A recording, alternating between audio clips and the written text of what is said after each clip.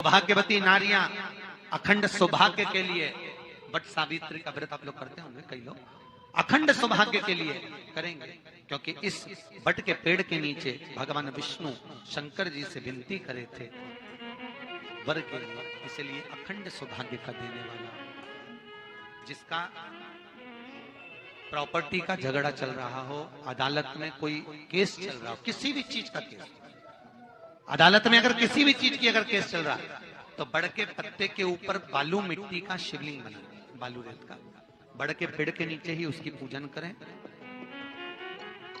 उस पर 3 चम्मच दही चढ़ा दें, अपनी मनोकामना कर कर दही चढ़ाकर उस दही को चम्मच में वापस लेकर शंकर जी की पूजन कर कर उसको विसर्जन करें। वो दही जो लेकर आए, जब अदालत कार्रवाई हो और आप केस के लिए अदालत में जाएं, उसको चंदन में मिलाकर तिलक कर कर जाइए, आपका काम विजय प्राप्त होगी, काम फतेह हो जाएगा। बटकेश्वर महादेव का स्मरण करने से कार्य की सिद्धि होती है।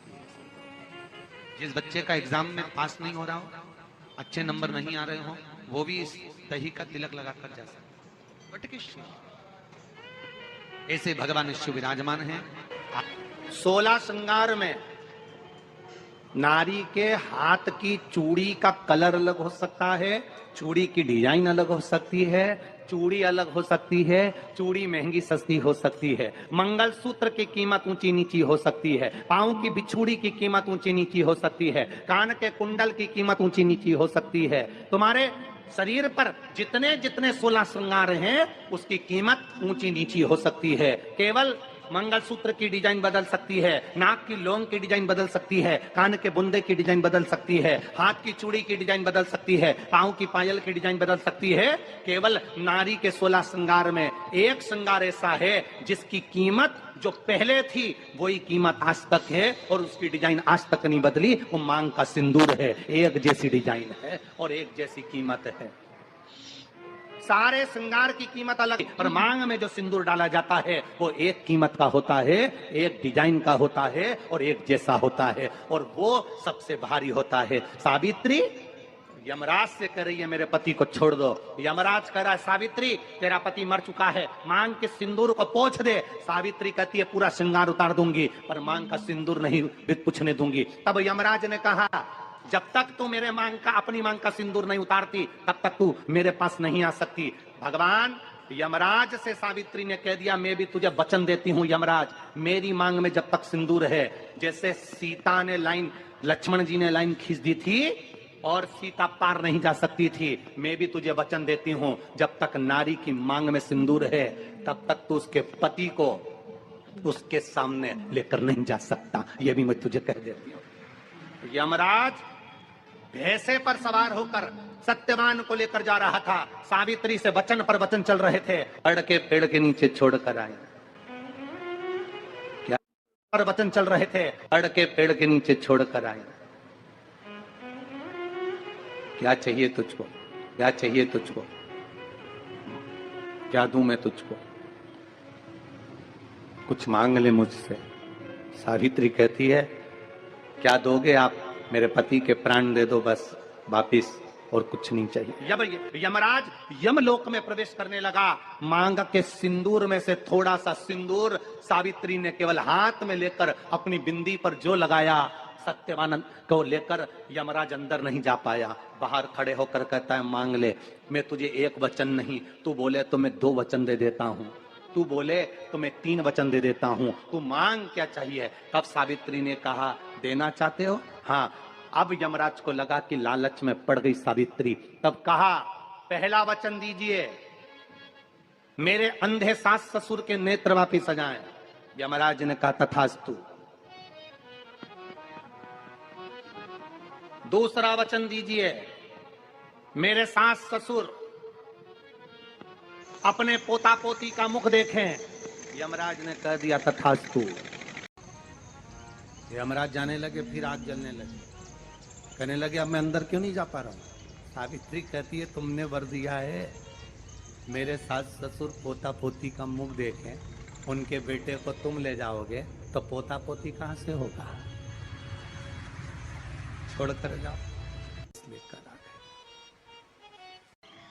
कर्जा मुक्ति के लिए सारे वृक्षों में अगर कोई श्रेष्ठ वृक्ष माना गया है तो वो बट का वृक्ष माना गया महाराज। इसलिए प्रशासनिक कार्य के लिए, मानसिक टेंशन में, परेशानियों में बटकेश्वर महादेव का स्मरण किया जाता है।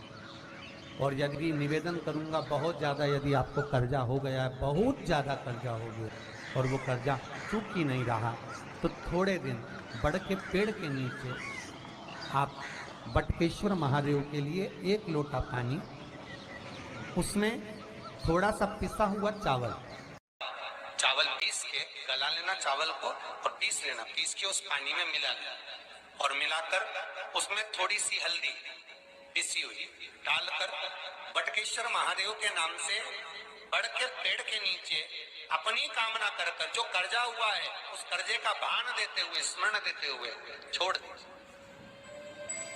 महाराज 2 या 3 सोमवार एक ही जगह पर करना, 3 सोमवार बाद वहीं से बड़ के पेड़ की थोड़ी सी जड़ उठा लाना और उस जड़ को एक कोई धागे में बांधकर या तो अपने गले में डाल लो या अपनी जेब में पटक लो, उसको थोड़े दिन पटक कर रखना, लगभग 2 से 3 महीना पटक कर रखो। वो जड़ जैसे बड़ का पेड़ विस्तार होता है, पानी गिरे ना गिरे, जल वृष्टि हो ना हो, गर्मी पड़े ना पड़े, उसको कोई फर्क नहीं पड़ता। बड़ का वृक्ष आप रूप फैलता जाता, उसकी जड़ें अपने आप प्रबल होती है। उसी तरह ये बटकेश्वर महादेव कहीं से भी अगर जड़ आपके पास में रखी है 1 महीना, 2 महीना, 3 महीना तक, तो ये जड़ अपने आप लक्ष्मी को पकड़कर खींच कर लाती है और कर्जे से मुक्त कर दे।